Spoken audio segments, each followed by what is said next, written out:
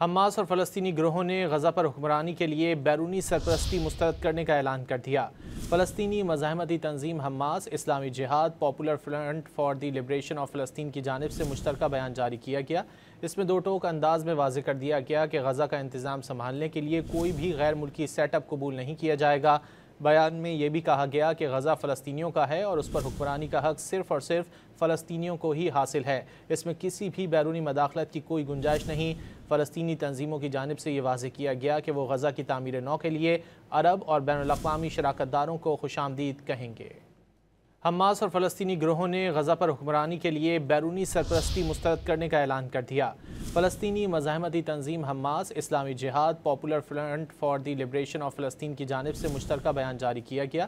اس میں دو ٹوک انداز میں واضح کر دیا گیا کہ غزہ کا انتظام سنبھالنے کے لیے کوئی بھی غیر ملکی سیٹ اپ قبول نہیں کیا جائے گا۔